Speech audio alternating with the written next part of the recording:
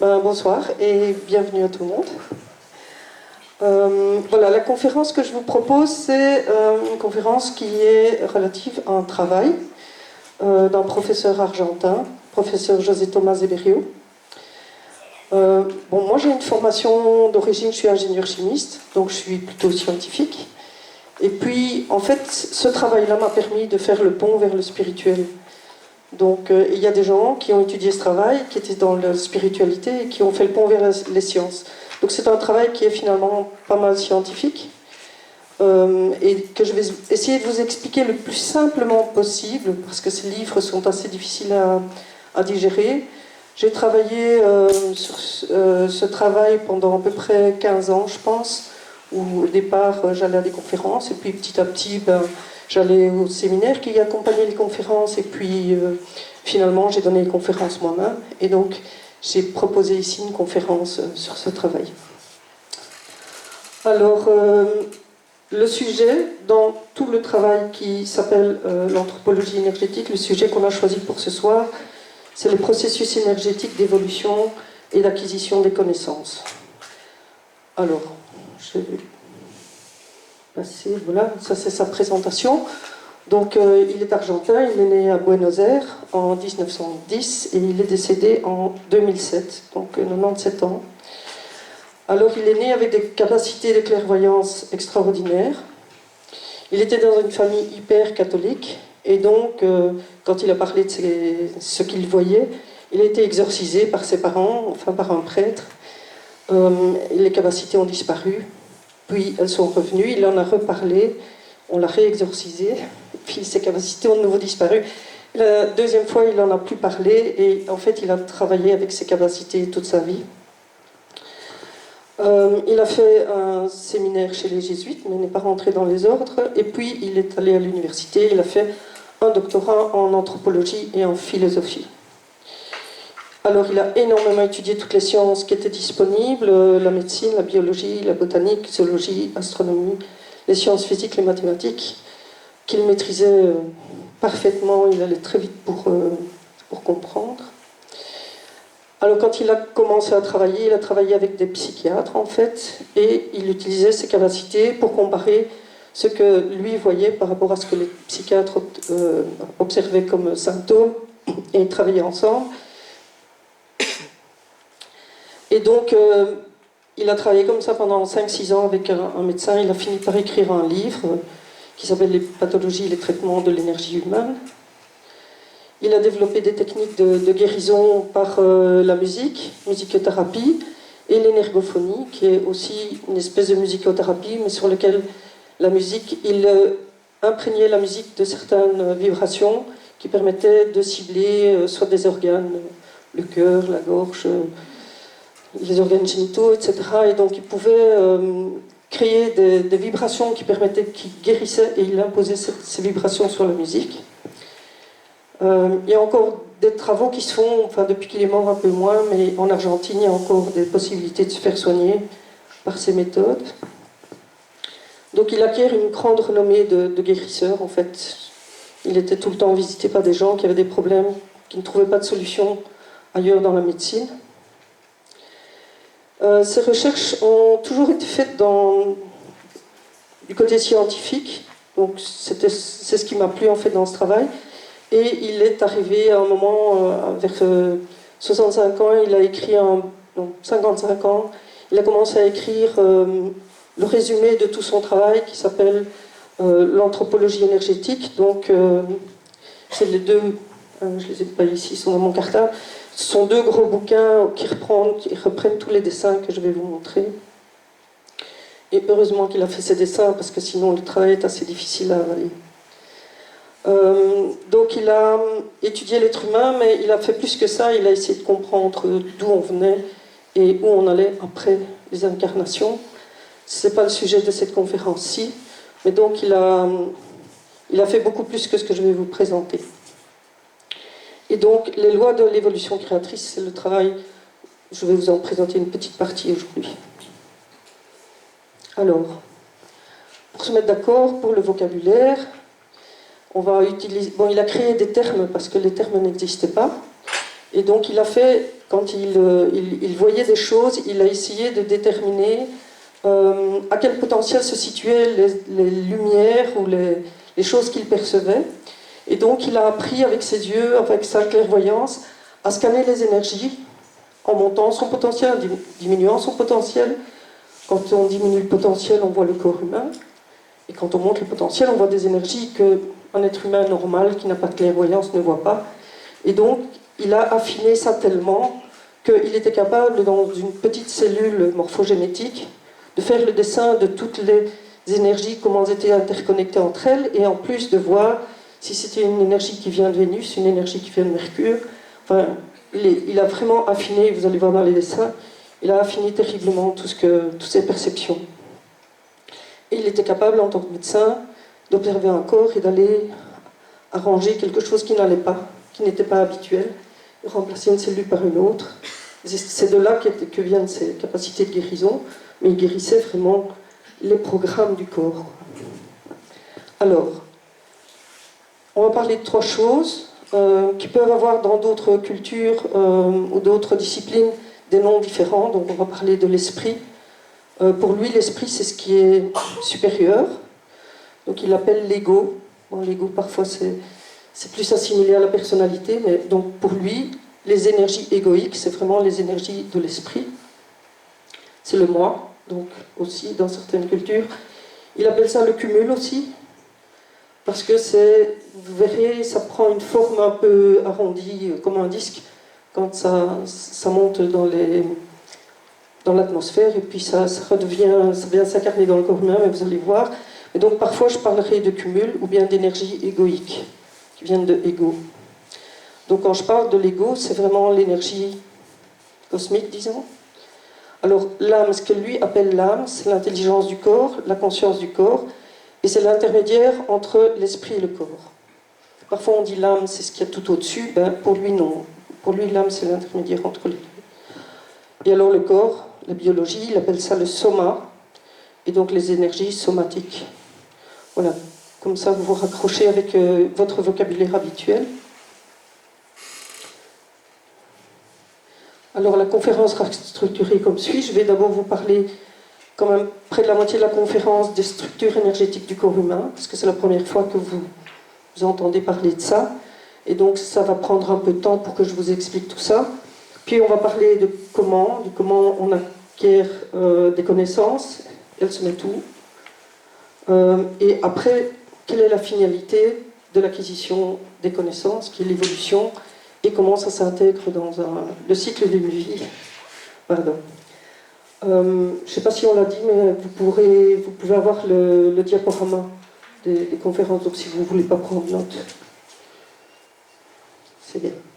Donc, ça c'est une image un des premiers livres qu'il a fait, où on voit en fait les énergies égoïques. Donc c'est les énergies supérieures du corps humain. Donc c'est toujours des visions par clairvoyance. Après il a fait des dessins. Donc qu'est-ce qu'on voit ici? Voilà. Donc il y a de l'énergie de la lumière. Donc ça c'est ce qu'il voyait quand il était petit, il voyait de la lumière. Et là il dessine ici des vortices qu'on pourrait appeler des chakras. Ce sont comme des cornes d'abondance, d'énergie. Et une structure ici qu'il appelle le chromosome énergétique, qui est comme un plastron qui passe au milieu du corps. Il voit aussi une énergie qui entoure le corps bleu ici. On va affiner, on aura des dessins plus précis. Donc ça, c'est les premiers dessins qu'il a fait dans ses bouquins. Dans ce bouquin-là, comme il travaillait avec les psychiatres, il a aussi regardé ce qui se passait quand quelqu'un lit un livre. Et donc, au repos, on voit qu'il n'y a pas d'énergie au travail. Et puis, quand on lit un livre, en fait, il y a des énergies qui s'émanent du cerveau, des lumières, des choses qui bougent. Et en direction de l'objet, donc en direction du livre, il y a aussi des énergies qui sortent des yeux et qui se connectent avec le livre. Tu vois bien ? Alors, moi, personnellement, j'ai beaucoup travaillé avec Zéberio, puis je me suis dit, mais il n'y a que lui qui voit ça. Quelle est la crédibilité de voir un gars qui fait des dessins et... Donc, en fait, il y a quelqu'un qui m'a dit, oui, mais Leadbeater, Charles Webster, Leadbetter, qui est un théosophe, a aussi fait plein de dessins sur ce qu'il voyait en clairvoyance. Et donc j'ai les petits bouquins, il y a un petit bouquin ici, et donc on voit en fait qu'il y a aussi des lumières, c'est beaucoup moins précis, mais on voit aussi une espèce de vortice ici, on voit des couleurs différentes, et il y a plein de dessins parce que Leadbetter a dessiné des hommes à des niveaux d'évolution différents. Ce que Zeberio a aussi fait, mais pas aussi bien que Leadbetter. Et alors, quand quelqu'un se met en colère, voilà ce que Leadbetter voyait. Et alors, Leadbetter a dit, il a fait ce livre avec Annie Besant, qui est aussi une théosophe, donc par clairvoyance. Toute pensée donne naissance à une série de vibrations qui agissent avec suite dans la matière du corps mental. Le corps, sous cette impulsion, projette à l'extérieur une portion vibrante d'elle-même qui prend une forme qui détermine la nature même de ces vibrations. Chaque pensée bien définie produit un double effet, donc une vibration rayonnante et une forme qui est susceptible de flotter dans l'air. Et donc un petit nuage rose, c'est une forme pensée qu'il a dessinée, il a émis une pensée d'amour, quelqu'un a émis une pensée d'amour. Et puis ici, vous reconnaissez les couleurs, c'est la colère. Et donc ce sont des projections en fait qui peuvent voyager dans l'air pour la pensée. Donc moi ça m'a confirmé qu'en fait on voyait le même genre de choses chez l'un et chez l'autre. Et donc ça c'est toujours Leadbetter aussi. Donc les effets causés par les pensées sur la matière. Quel est l'impact donc sur le corps mental et l'astral. Donc il dit que si c'est une pensée élevée, on va créer une élévation vibratoire chez l'autre. Donc il y a une espèce de sympathie entre les deux personnes.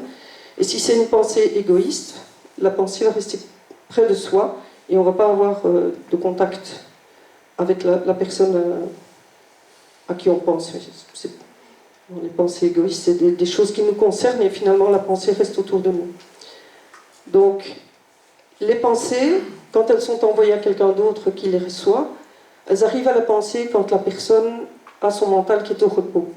Donc il faut, c'est un peu de la méditation, donc si on a tout le temps son mental qui fonctionne, on entend et on voit rien, mais parfois il faut laisser venir les choses à soi pour voir.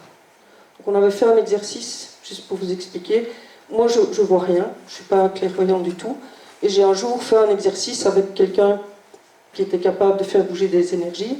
Elle dit, qu'est-ce que tu vois qui se passe? Je dis, il ne se passe rien. Et après, elle a expliqué qu'en fait, elle a fait bouger son énergie d'un côté à l'autre.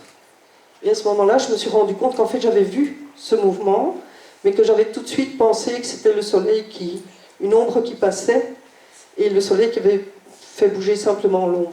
Donc en fait, mon mental corrige en permanence ce que je suis capable de voir. Et en principe, on dit que les enfants sont capables de voir, et avec l'éducation, on voit de moins en moins, parce que notre mental corrige. Et donc la Leadbetter confirme bien que si on veut être clairvoyant, il faut être très ouvert. Alors, j'ai regardé un petit peu tout ce qui concernait les effets de la pensée sur la matière, et donc, quelque chose que tout le monde connaît, c'est les électroencéphalogrammes, où quand le cerveau travaille, on peut mesurer des vibrations, des fréquences. Il y a des ondes qu'on appelle alpha, delta, etc. Et donc on émet des choses différentes en fonction de nos types de pensée ou de notre activité mentale. Autre chose qui a été faite aussi, qui est vraiment très intéressant, c'est les expériences de Masaru Emoto. Donc c'est un japonais qui prenait de l'eau et la cristallisait en mettant dans un frigo, et puis photographiait les cristaux obtenus. Et il s'est rendu compte qu'il pouvait obtenir des très beaux cristaux dans certains cas et des cristaux vraiment très vilains dans d'autres.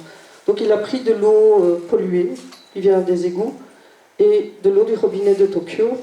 Et les images qu'il a eues sont des choses pas très cristallisées, un peu amorphes, comparées à de l'eau de source du Japon, deux eaux de source qu'il a cristallisées. Et donc on voit aussi que l'eau peut contenir des messages, ce qui en homéopathie est évident, mais ici on a la visualisation dans la matière en fait de ce genre de choses. Alors ce qu'il a fait aussi, c'est qu'il a pris des petits flacons Et il a écrit en japonais des mots différents, ange d'un côté, démon de l'autre. Et il a gelé pour obtenir les cristaux. Et on voit que dans le cas de l'ange, on a tous des cristaux qui forment comme une auréole en fait, et qui sont très bien cristallisés, tandis que démon, il n'y a pas vraiment de cristallisation. La même chose à Tu me rends malade, on a des formes qui ne sont pas cristallisées, et quand il écrit amour sur son flacon, soit en japonais ou en français, ça marche, il obtient des belles cristallisations. Alors ils ont fait aussi une expérience avec Emoto, le révérend Kato Oki, qui a fait une prière devant un lac, un barrage, un lac, et ce qu'il a obtenu après sa prière est un magnifique cristal, avec une auréole, on dirait vraiment un être spirituel. Voilà, donc ça c'est vraiment pour montrer que on peut transmettre dans la matière certaines informations et que la matière réagit.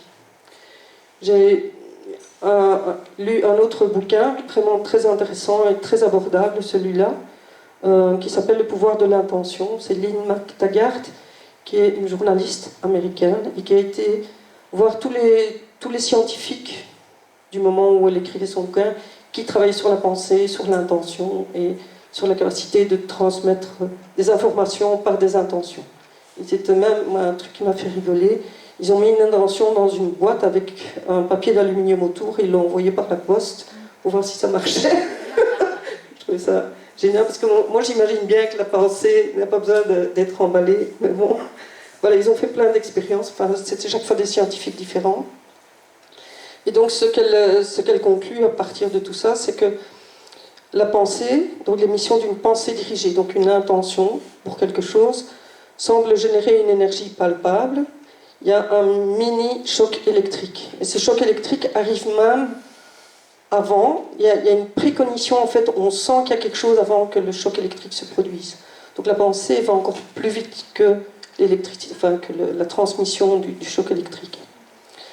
Il y a aussi une synchronisation des physiologies. Donc si une personne envoie quelque chose à une autre personne, en fait, il y a une concordance des rythmes cardiaques, de la pression artérielle et des choses comme ça qui se mettent en route. Et donc, si on veut envoyer des pensées ou prier pour quelqu'un qui est malade, en fait, c'est tout à fait efficace parce qu'on lui transmet ces paramètres physiologiques si on est en bonne santé. L'effet vaudou, c'est quand on utilise des objets, évidemment, pour transmettre des objets, mais dans son bouquin, elle étudie tout ça. Et elle parle aussi du fait de focus et puis laisser aller. Donc, il faut lâcher le mental pour que ça se passe, ou pour réceptionner. L'effet placebo aussi, elle dit que dans beaucoup de cas, en fait, l'effet placebo peut être aussi des effets de prière ou d'intention envoyés au malade, qui fait que la personne se sent mieux. Alors Saint Augustin dit « Les miracles ne sont pas en contradiction avec les lois de la nature, mais avec ce que nous savons de ces lois. » Donc, tant qu'on ne connaît pas, on croit que c'est bizarre ou miraculeux, mais et moi j'ai beaucoup d'espoir, en tout cas pour tous les travaux de Zéberio, c'est le fait qu'on a des appareils maintenant électromagnétiques où on peut aller dans des fréquences beaucoup plus élevées, donc les fréquences du style au moins du soma, du corps, et des cellules qui gèrent le corps, et donc on va commencer à pouvoir mesurer. Et il y a déjà des thérapies qui s'appellent la donc comme Terahertz, Thérapie, et qui apparemment obtient des résultats. Donc on commence à se rapprocher des fréquences dont Zéberio parle. Voilà, alors un autre dessin qu'il a fait, c'est donc une personne évoluée. La personne évoluée a des énergies supplémentaires ici. Donc il y a le mental, avec son vortice ici, et il y a une énergie supplémentaire ici. Et quand elle essaie de travailler par clairvoyance, il y a cette énergie-là qui passe à travers ses yeux et qui lui permet d'avoir accès. Donc c'est une énergie qui peut bouger, qui peut aller au niveau des oreilles et qui rend clair-audient, mais qui peut aller aussi, qui peut donner des capacités à des artistes, je le répéterai tout à l'heure. Mais donc ce troisième ici, c'est une énergie supplémentaire au mental qui s'appelle le troisième positif. Et ici, il a fait des dessins qui montrent comment la clairvoyance agit en fait. Donc l'énergie traverse les yeux et permet de voir à d'autres fréquences. Alors il a fait un dessin quand il travaillait avec le médecin. Ça, c'est un dédoublement de personnalité. Donc, c'est ce que lui vaut. Donc, il voyait les vortices, il voyait, bon, ici, les vortices ont l'air de OK, et celui-là, il a l'air complètement de sortir du corps, en fait. Et donc, voilà, ça, c'est ce que lui voit. Alors, j'ai regardé un petit peu ce genre de problème, de dédoublement de personnalité, pour ceux qui ne connaissent pas trop. Donc, par exemple, il y a un médecin, Daniel Goleman, qui a décrit Timmy, qui peut prendre une douzaine de personnalités différentes. L'une d'elles lui donne de l'urticaire quand il boit du jus d'orange. Alors, l'urticaire survient chaque fois qu'à chaque apparition de cette personnalité, il suffit que Timmy ait du jus d'orange dans l'estomac, même s'il a bu le jus d'orange avant. Donc, il boit le jus d'orange, il n'y a pas de problème. Il change de personnalité, il a de l'urticaire. Il revient, il a de nouveau plus d'urticaire.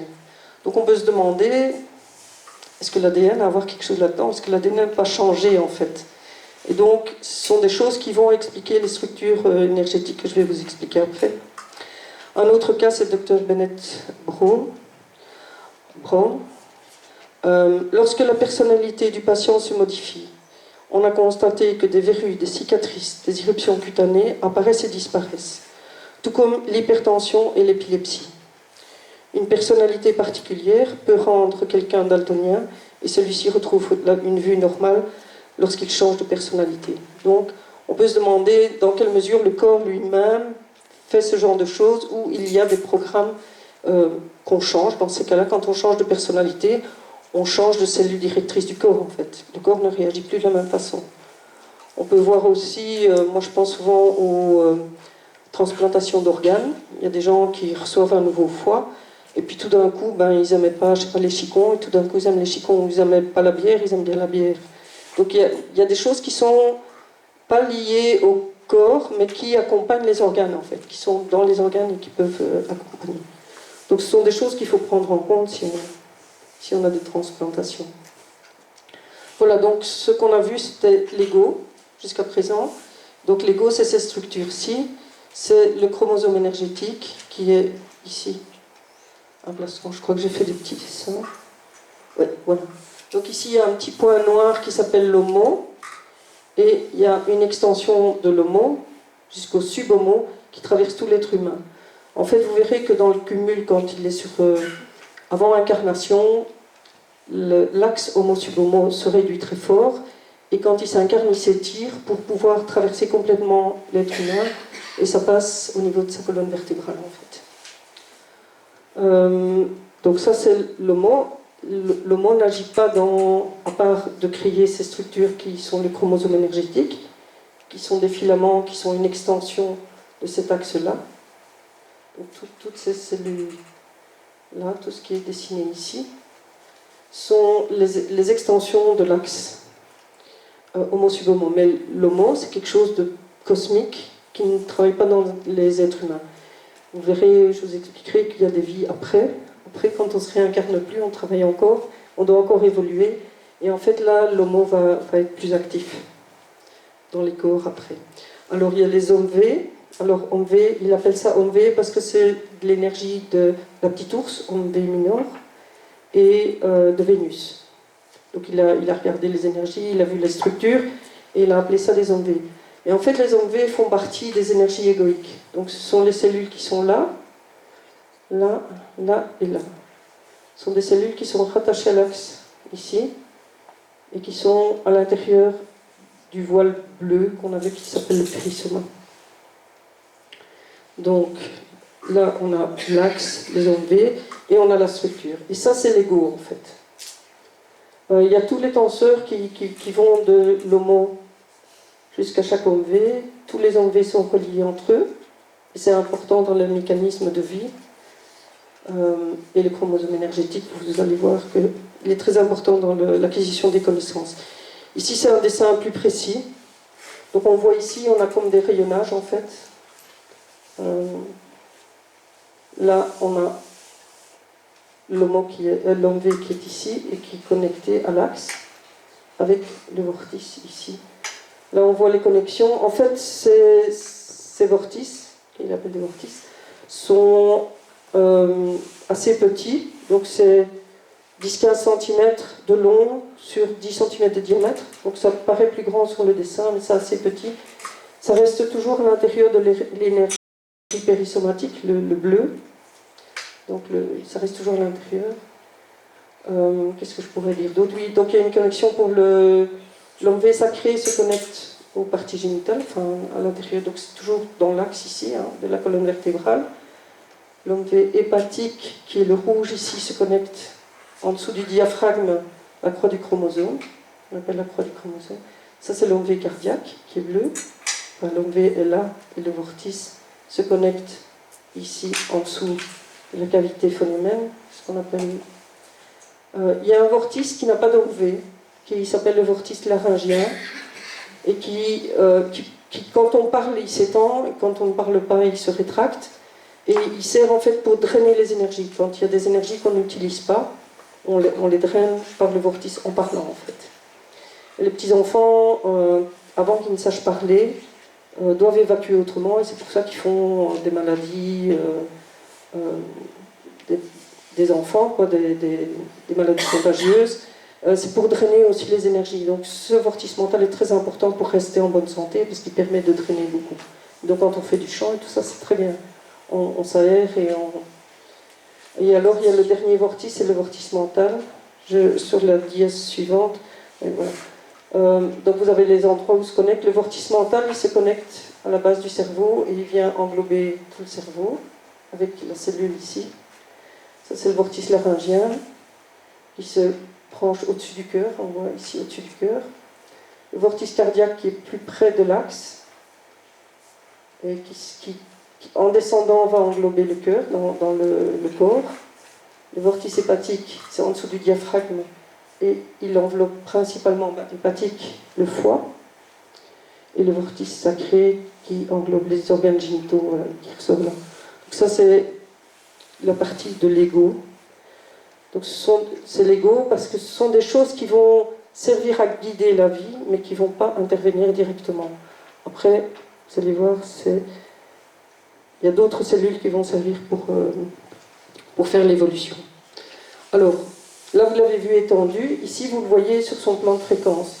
Donc entre deux vies, toutes ces cellules que vous avez vues dans le corps humain, les OMV, l'HOMO avec l'axe, en fait, quand elles sont sur leur plan de fréquence, donc par exemple quelqu'un a un potentiel, je ne sais pas moi, de 4000, entre deux vies, il a 4000, il va sur son plan de fréquence à 4000, ben, il n'est plus dans un corps humain, et donc ça forme un disque.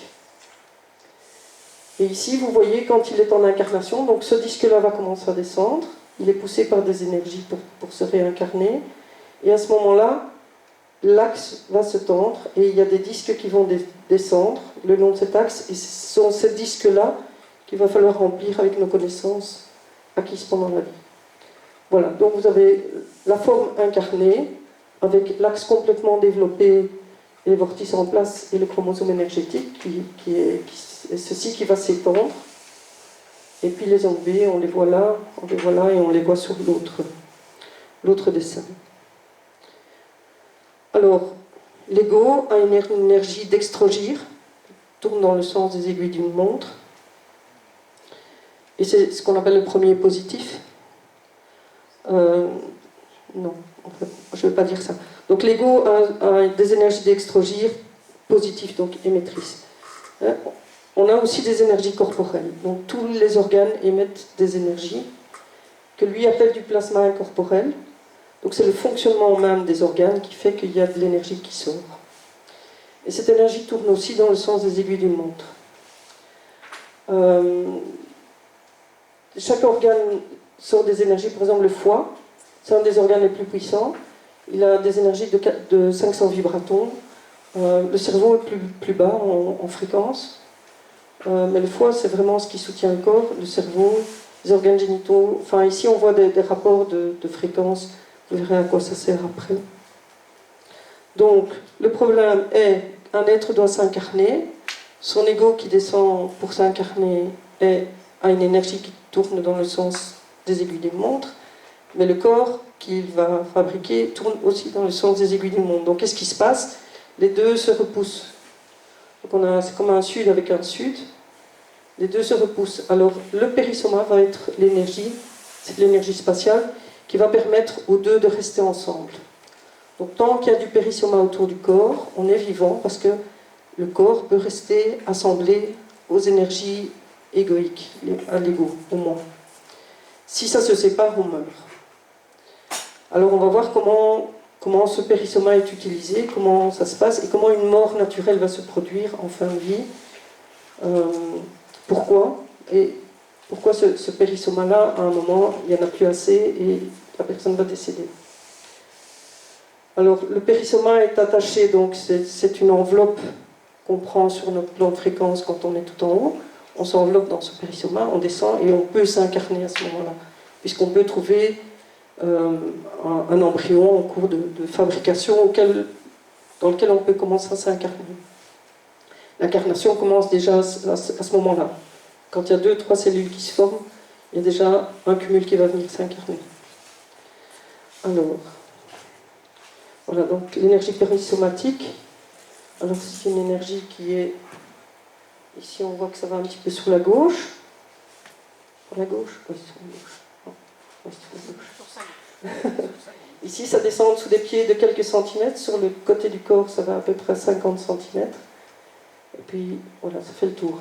Et c'est cette énergie-là qui est une énergie un peu collante, très transparente, qui contient aussi plein de petites particules qui ne sont pas dessinées ici, qui sont dans certains de ces dessins, qui va permettre à cette structure lumineuse-là de s'adhérer au corps et aux énergies qui sont fabriquées par le corps. Voilà, alors le périssoma va servir de carburant pour créer tous les apprentissages pendant la vie. Et c'est là qu'on va rejoindre l'acquisition des connaissances. Alors ici, c'est aussi dans ces bouquins où il parlait de thérapie et de problèmes corporels, où il travaillait avec un psychiatre. Donc c'est une personne en fait qui venait, qui avait plein de problèmes du côté gauche, et lui pouvait observer qu'il avait un déplacement du périssoma. Ici, il y avait des tas de zones du corps qui n'étaient pas protégées par le périssoma, et du coup, il y avait toutes ces maladies de ce côté-là qui étaient expliquées par cette absence de périssoma.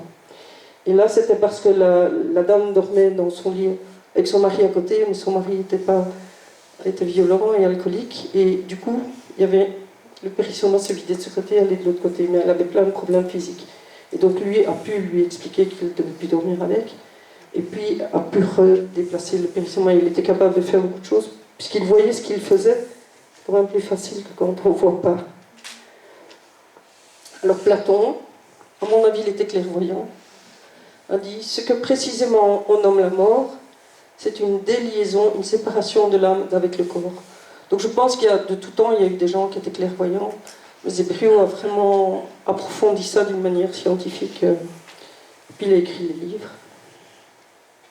Voilà, donc lors du vieillissement, le périssoma diminue, on n'en a presque plus autour du corps, et donc on commence petit à petit à avoir des problèmes physiques, de raideur. Quand le périssoma disparaît, la mort intervient. C'est une mort naturelle, c'est comme ça qu'on meurt. Il y a un moment où on a consommé tout notre périssoma, et donc les deux énergies positives vont se séparer et la personne va décéder. Et donc là on va le voir plus en détail plus tard, mais donc le cumul se rassemble de nouveau et se sépare du corps, et toutes les énergies somatiques, on voit qu'il y a une zone plus sombre, ici les énergies somatiques vont descendre dans le corps, et le cumul avec le chromosome et tout ce qu'il contient va remonter sur son niveau de potentiel. Alors, on va parler maintenant un peu des connaissances et de stockage de connaissances et de comment sont formées les connaissances. Et donc, moi, je me demandais aussi où sont les programmes qui font que le corps est le corps, qui font qu'on a un embryon qui va se développer en bébé, qui va se développer comme ça. Pourquoi le foie est toujours à cet endroit-là? Donc, on remarque que chez tous les mammifères, le foie est au même endroit. On a les mêmes organes.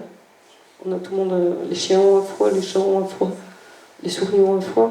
Ils sont à peu près tous placés toujours au même endroit, dans tous les corps, en tout cas des mammifères.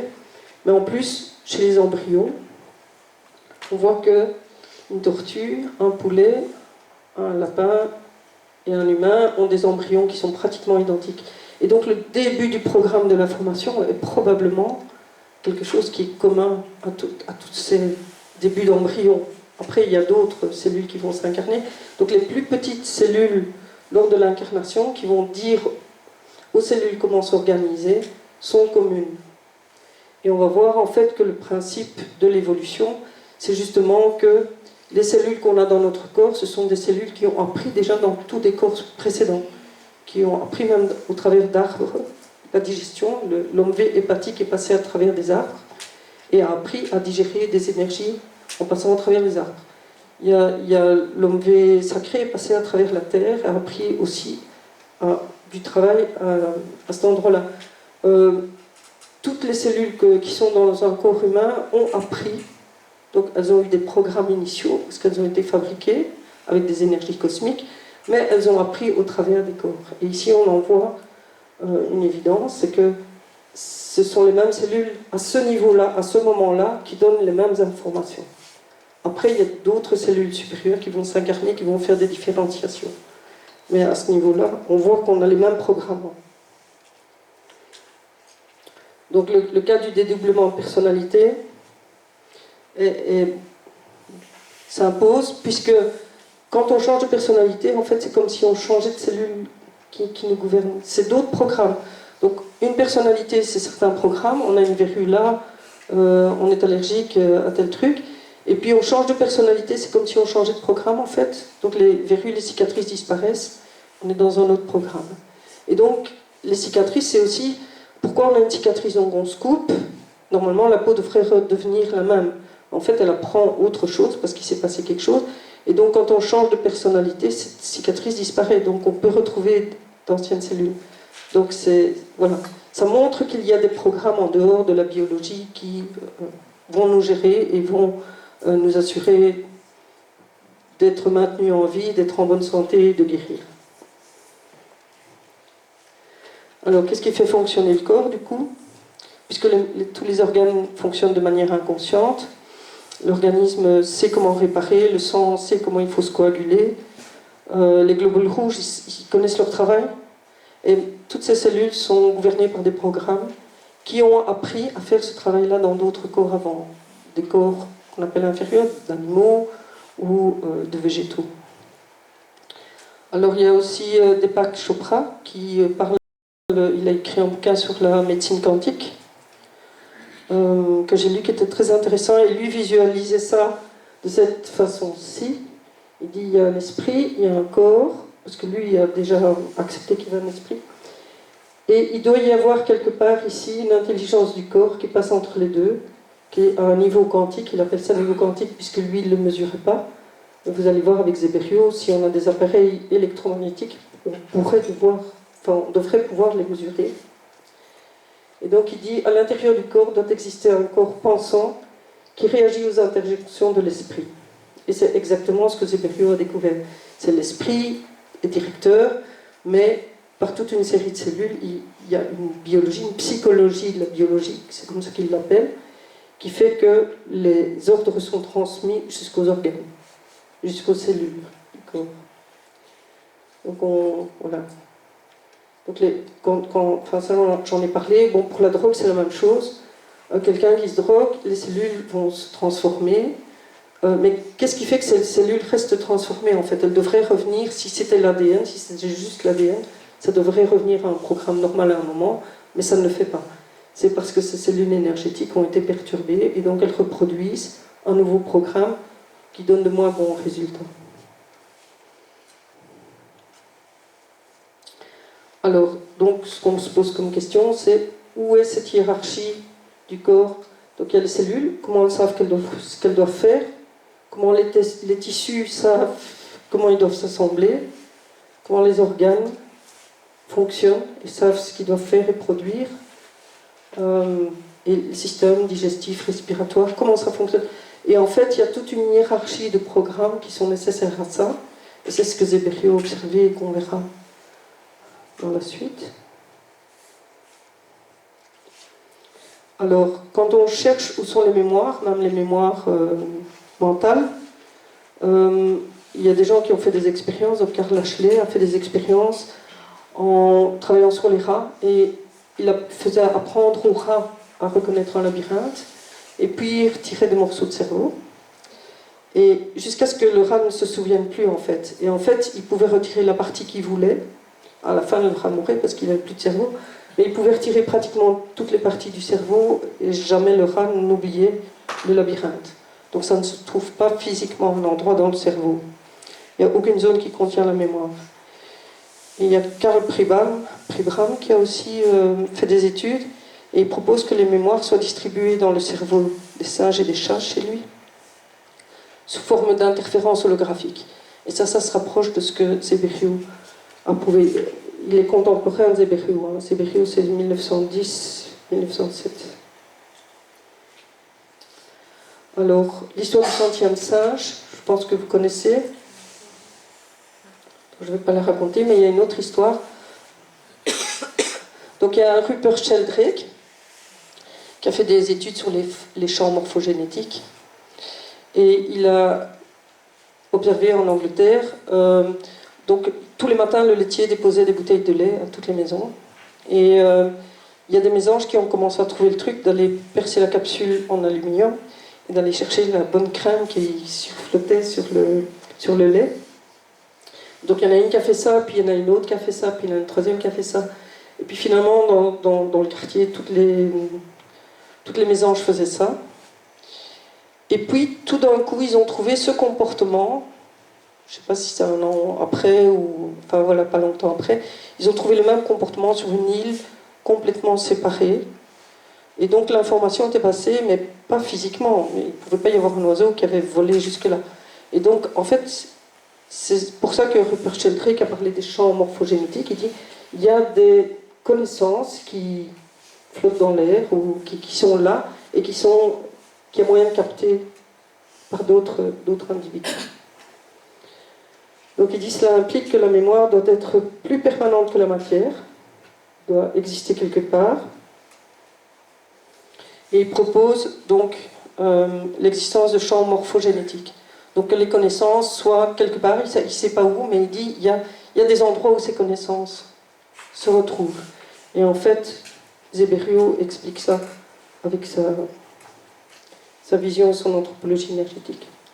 Donc voilà ce que lui voyait. Donc quand il voit l'ego, il voit les vortices, il voit les ondes V, il voit les lumières, il voit le chromosome énergétique, mais s'il diminue dans son scan, il diminue le niveau énergétique, la fréquence de sa vision, il va commencer à voir d'autres cellules, qui sont ce qu'il appelle la psychologie de la biologie. Donc c'est toute une hiérarchie de cellules qu'il a commencé à étudier. Bon, il a étudié ça pendant 10 ans, et il a écrit ses bouquins.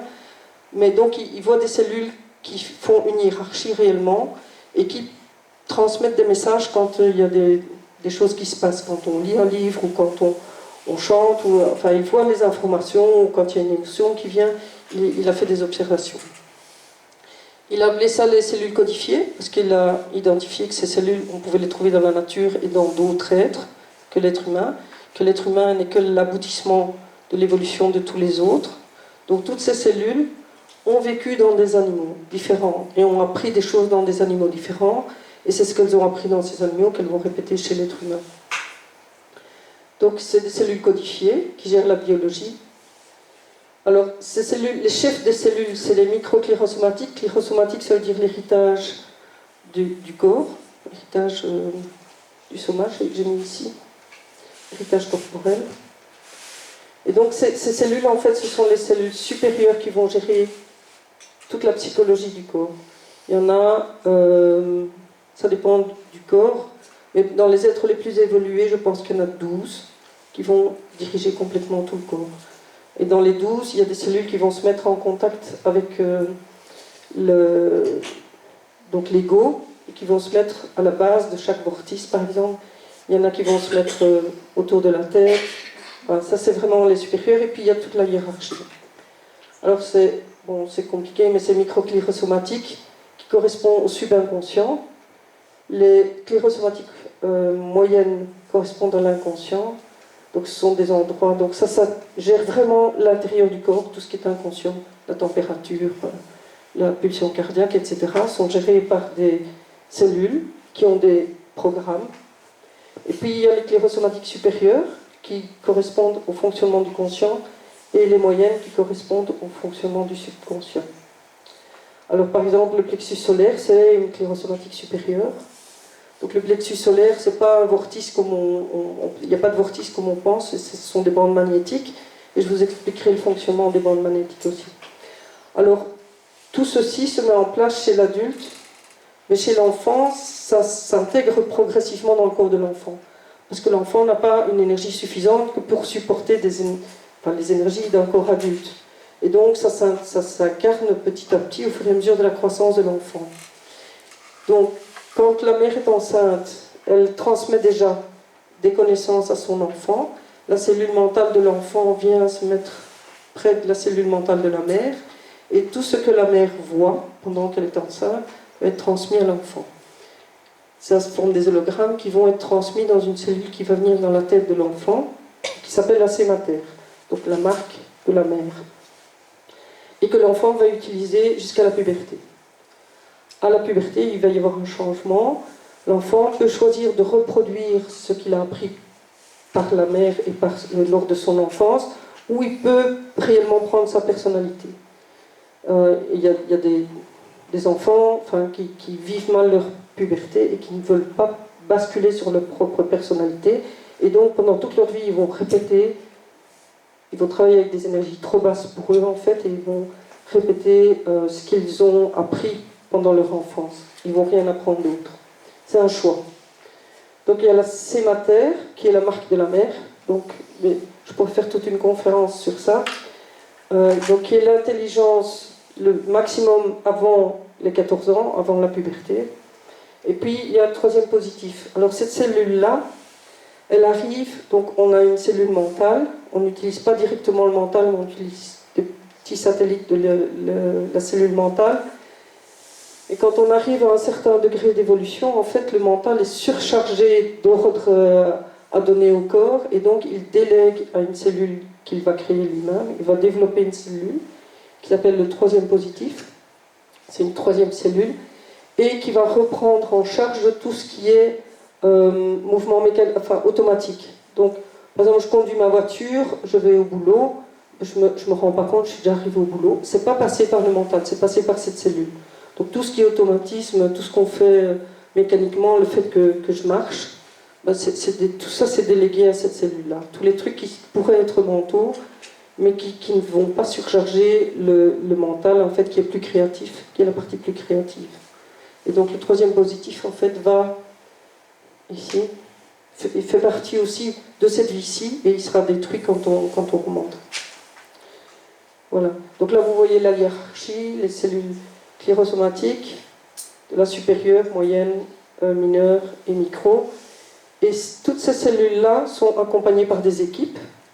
Donc elles dirigent le foie, par exemple, mais il y a des cellules qui vont diriger les cellules du foie, la peau, vraiment le tissu du foie. Et c'est des cellules de beaucoup plus basse énergie. Et donc il y a toute une hiérarchie qui va diriger le corps, et qui fait partie de la psychologie, de la biologie. Donc les cellules supérieures, il y a une équipe de 2 ici, là il y a une équipe de 3, une équipe de 3. Voilà, je ne vais pas donner tous les noms parce que ça va compliquer. On voit ici les dessins qu'il a utilisés, et on les revoit ici dans le dessin. Et chaque cellule codifiée est porteuse de son propre champ morphogénétique, on voit ses propres connaissances qu'elle a acquis dans d'autres corps avant.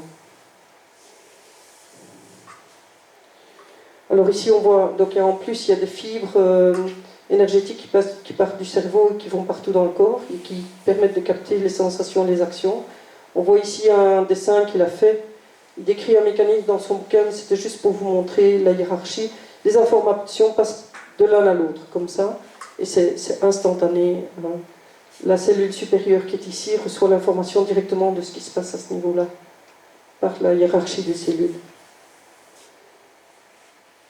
Là, je vous ai donné en détail pour vous montrer. Donc, ici, il dessine une cellule terrestre codifiée A, et elle va prendre en charge la vue, le laryngien, diaphragme et voie respiratoire. le système nerveux, la sensibilité aux troubles du secteur organique, etc. La CTCB va faire ça. Enfin, donc, tout ça, il a étudié. Il a décrit, il a fait des dessins de ces cellules-là en beaucoup plus grand, avec tous les détails de toutes les... Voilà. Il y en a qui... Là, ça, c'est des cellules marines, végétales marines. Elles activent les glandes pinéales, pituitaires, le thalamus, le système auditif. Elles sont très sensibles.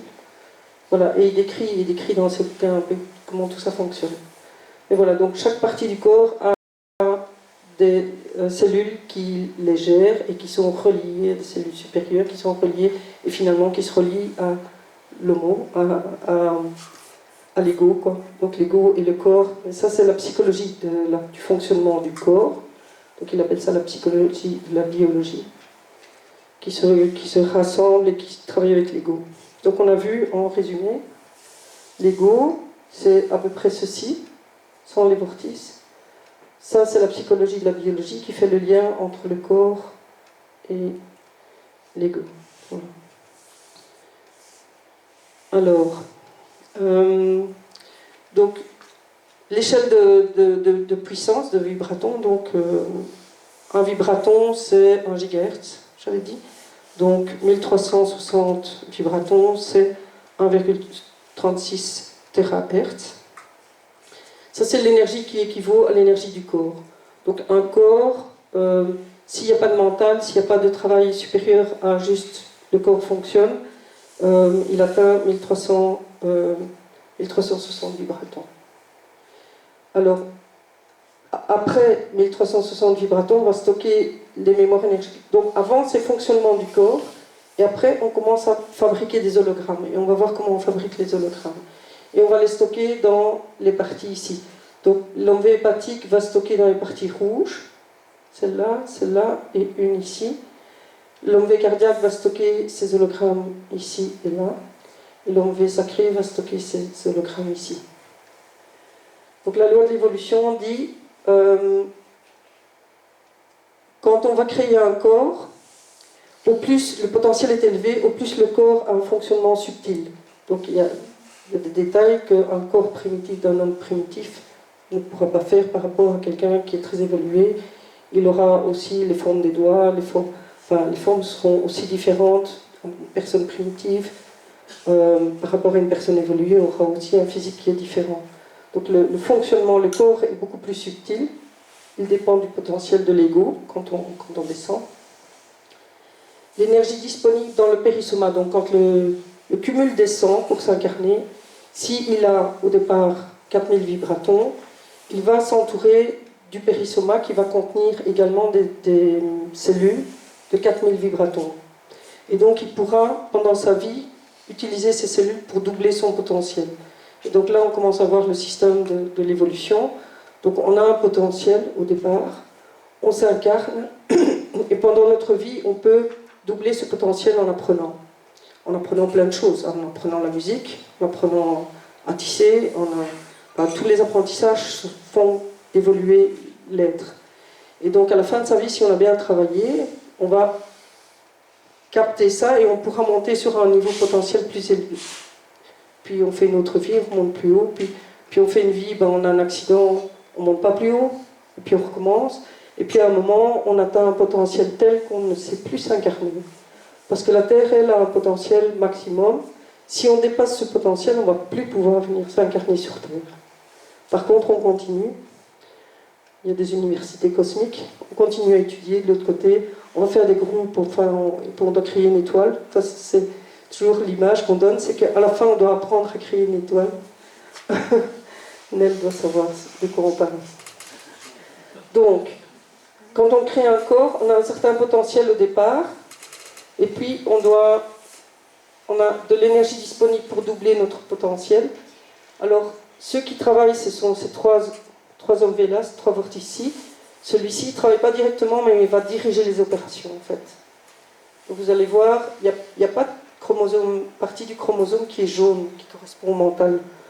Toutes les hologrammes qui vont être fabriqués correspondent à ces trois envers ici. Et on va voir comment ça fonctionne. Alors, on avait vu, Isabelle François avait fait une conférence qui m'avait fort intéressée parce que j'ai fait des relations avec ceci. C'est qu'en fait, on a deux cellules mentales. Donc, je vous ai dit qu'à un moment, quand on monte en potentiel, le mental, l'homme V initial, qui fait partie de l'ego, devient surchargé avec tout ce qu'on doit faire, parce qu'on est capable de faire beaucoup de choses. Et donc, il va déléguer à cette cellule qui s'appelle le troisième positif, qui est une cellule qui est créée par l'homme V mental et par les structures énergétiques qui sont là, et qui va servir en fait à s'occuper de tout ce qui est le mental, le mode mental automatique.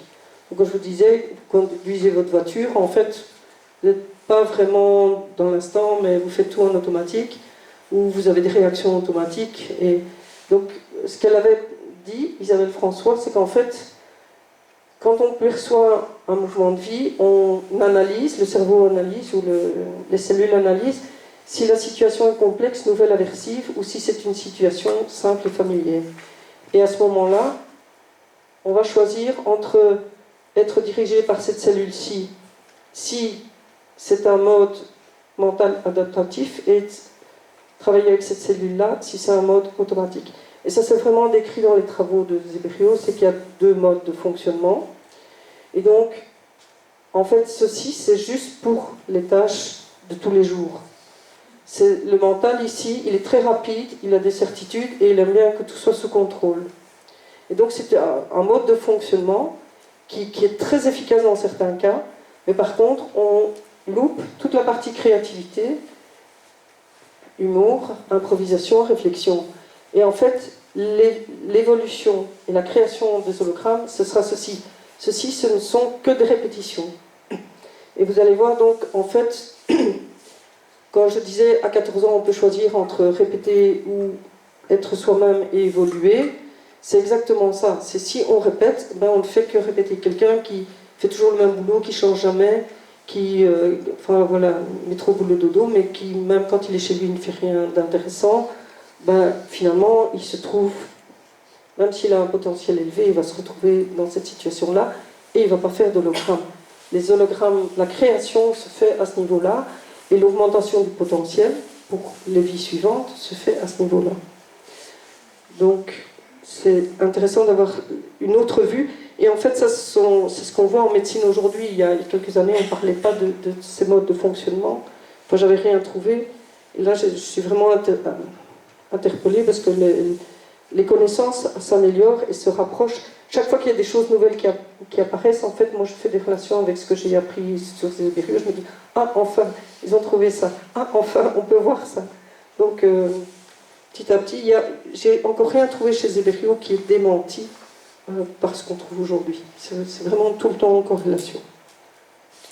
Voilà, donc je vous ai dit que la cellule mentale, à un moment, va créer ici le troisième positif, qui est une cellule qui va servir pour tous les trucs automatiques.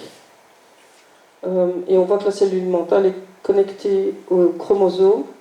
Donc la cellule mentale va diriger le type de connaissances pour les regrouper convenablement dans le chromosome. C'est pas elle qui travaille, c'est les trois autres, hein, je vous ai dit. Mais elle, c'est elle qui va diriger le mouvement. Voilà. Donc elle dirige la pensée en mode adaptatif, hein, le mental en mode adaptatif. Et alors elle a des tenseurs, donc je vous les ai montrés.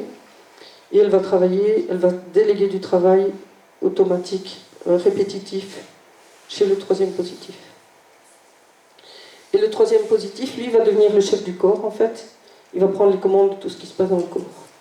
Donc tout ce qui est, ben oui, la respiration, ce mode automatique, enfin tous ces trucs-là, d'office, ça va être géré par le troisième positif. Donc à partir de ces 2300 vibratons, je crois, non, je n'ai pas marqué, mais à partir d'un certain niveau d'évolution, cette cellule supplémentaire apparaît et elle va prendre tout le travail répétitif pour que la cellule mentale puisse faire de la création.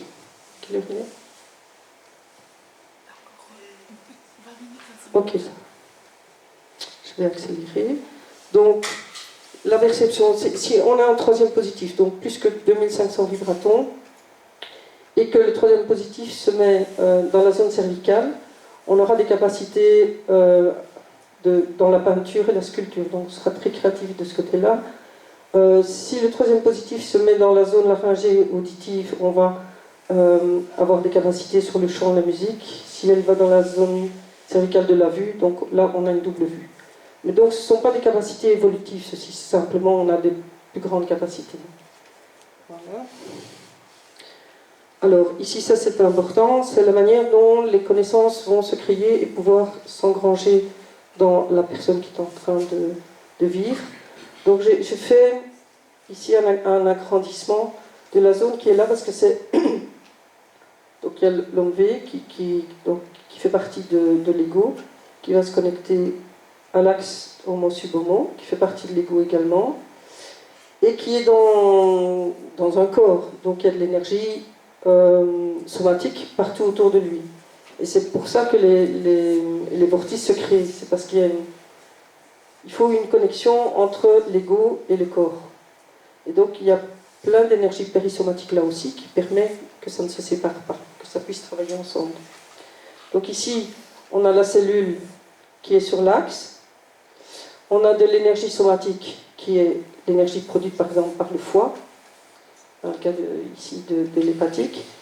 Et on a ici des micro-organismes, on a tous les petits points ici, des micro-organismes qui vont aller travailler dans le fond, à cet endroit-là où j'ai fait le dessin.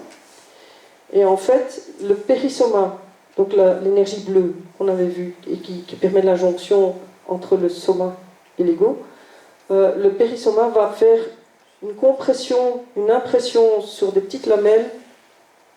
Donc les énergies somatiques vont pousser d'un côté, et les énergies égoïques vont pousser de l'autre, et on va créer des hologrammes de connaissances.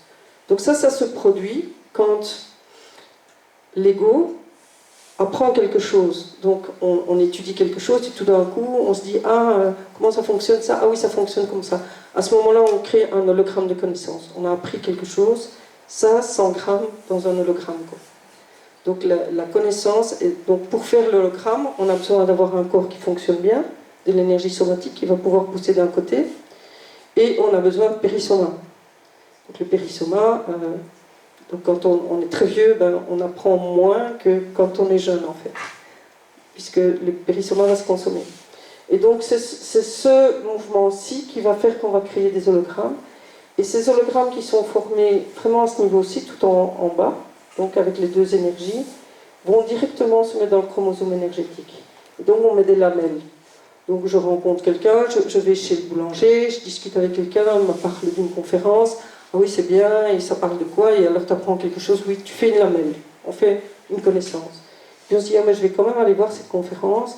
On va à la conférence, on écoute la conférence, on fait encore des lamelles.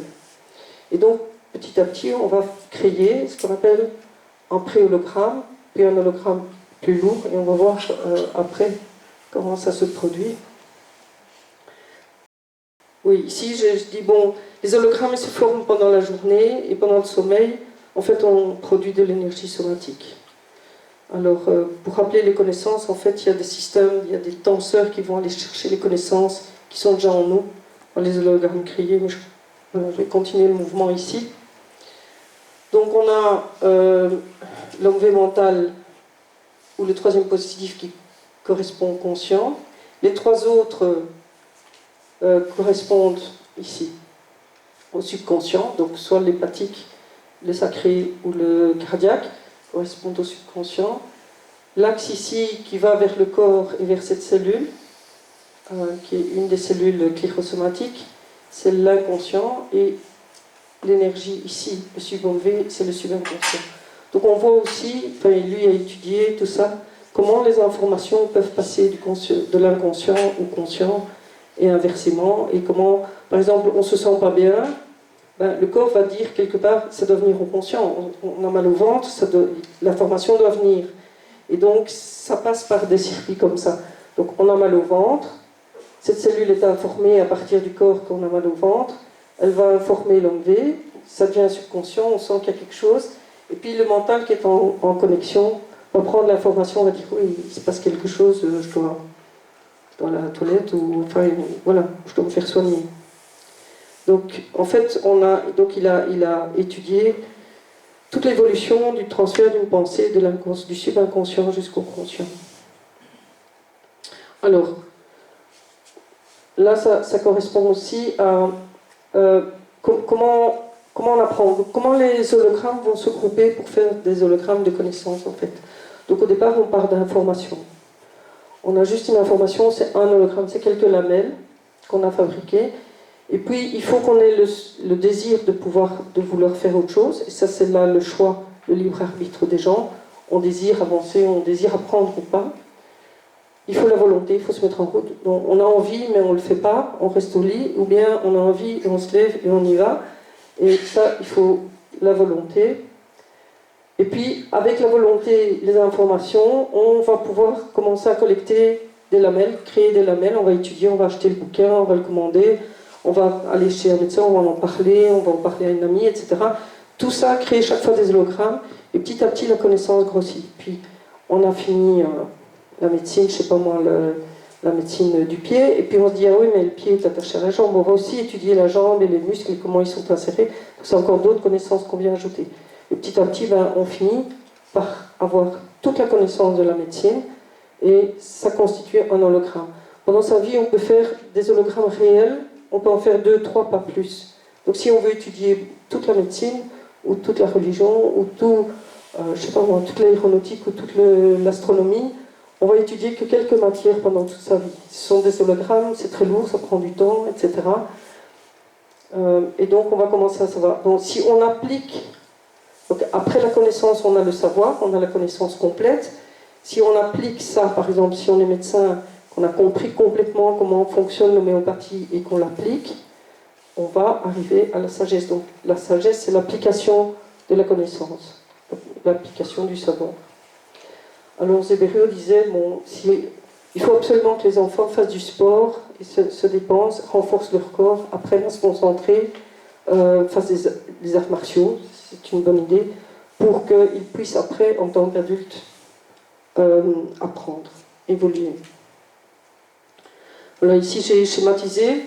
Donc on a des préhologrammes qui sont des petites lamelles qui se sont assemblées. En général, on fait ça 14 à 25 ans. Puis on arrive dans la connaissance.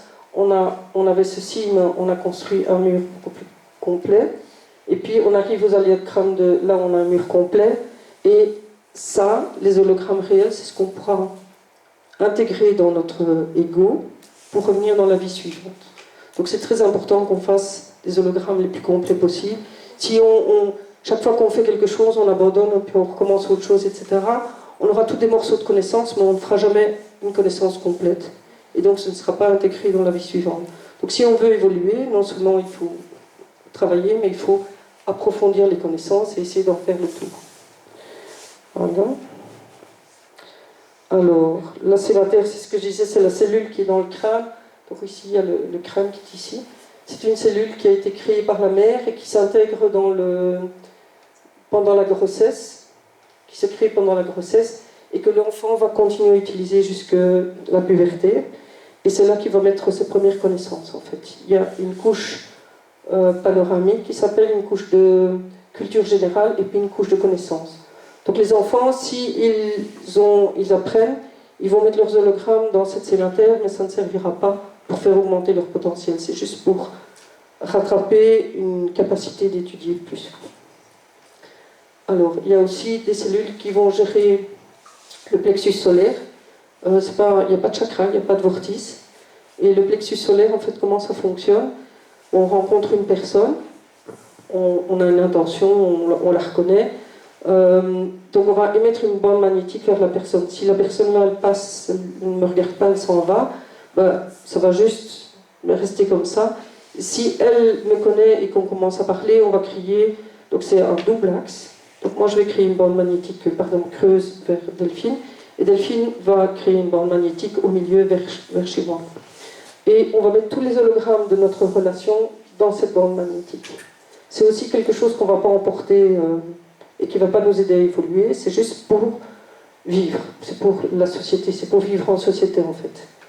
Et alors, cette double bande magnétique, quand on meurt, la personne qui meurt détache sa bande magnétique et toute la bande magnétique revient chez la personne en vie. Et parfois on a la sensation, tiens, il s'est passé quelque chose avec telle personne et puis elle est justement morte. Et c'est parce qu'on a ressenti que cette bande magnétique était relâchée. Alors ces bandes magnétiques sont aussi utilisées par les voyants, par exemple. Si on dit je veux des nouvelles de mon mari et que la voyante vous donne des informations sur votre relation, en fait la voyante va voir dans les bandes magnétiques, donc elle est sensible, elle peut capter les informations qui sont dans la bande magnétique. Et donc on croit qu'on parle au mari, mais en fait c'est juste des informations qui sont là. Et parfois on dit oui, mais même moi je ne savais pas ce que mon mari. Ben oui, parce que la bande magnétique complète du mari et de nous est revenue dans notre périssoma. Et donc la voyante peut voir les deux informations. L'information du mari et l'information de la personne vivante. Donc ça aussi il faut savoir pour démystifier. Donc il avait expliqué ça. Donc on voit ici les bandes magnétiques qui sont, ça c'est une cellule clirosomatique, une double supérieure, et les bandes magnétiques qui vont. Et au plus on a des relations avec quelqu'un, comme moi les relations avec ma fille, c'est une grosse bande magnétique, il y a plein de souvenirs dedans. Des relations avec quelqu'un que je vois quand je promène mon chien, il n'y a pas grand chose comme bande magnétique. Et en fait, elles sont expulsées, elles sont éliminées. Le vortice laryngien sert à l'expulsion de tous ces programmes qu'on n'utilise plus. Mais de toute façon, donc, les programmes de la relation, c'est pas quelque chose qui nous fait évoluer, ça nous fait juste vivre convenablement. Voilà, là je vais passer. Oui, dans la sématère, il y a une partie de mémoire visuelle et une partie de mémoire auditive. Et donc quand on voit une personne et on ne se souvient plus du nom, en fait c'est qu'il manque une connexion entre les deux. Et donc il y a des mémoires différentes pour tout ce qui est visuel et tout ce qui est auditif. Donc quand on a quelque chose sur le bout de la langue, c'est la connexion qui ne se fait pas. Donc on a vu toutes les mémoires, c'est ADN, les cellules clirosomatiques qui gèrent tout le corps, la cellule qui est utilisée par l'enfant jusqu'à 14 ans, le plexus solaire qui va créer des bandes magnétiques qui font les relations, et alors toutes les autres structures ici avec les chromosomes énergétiques. Donc on peut mettre des hologrammes dans toutes ces cellules-là. Il n'y a que les hologrammes réels qu'on pourra récupérer pour évoluer. Là, je ne vais pas partir. Donc ici je vous montre en vitesse. Donc une fourmi, elle a un potentiel de 1 vibraton. Et elle utilise des petites cellules qui sont autour de ces 2 hommes V ici, parce qu'à ce moment-là, il n'y a que 2 hommes V. Le chat, lui, il a pratiquement la cellule complète, le cumul complet, mais il n'a pas des gros vortices. Donc, voilà, il n'y a pas de périssoma chez les animaux non plus. Donc, les animaux évoluent mécaniquement. Donc, s'ils viennent à un potentiel, ils repartent à l'autre potentiel, mais c'est dû à leur race, et ce n'est pas une évolution mentale ou supérieure. Donc voilà, par exemple, ça dépend de la race aussi. Donc, voilà, un pékinois, il arrive à 80 vibratons, il repart à 140, mais c'est mécanique. S'il a une vie complète, il va évoluer comme ça. Donc les animaux supérieurs, ils arrivent à 350 à peu près, comme le cheval.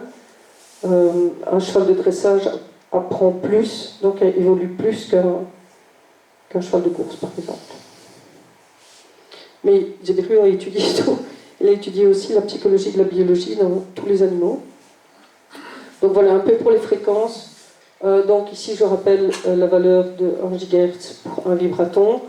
Le corps humain c'est 1360, donc quand une personne arrive à faire un corps humain complet, c'est 1360. Après on arrive à 2500, c'est à ce moment-là que le troisième positif va être créé pour libérer un peu le mental, pour pouvoir faire des travaux plus intéressants.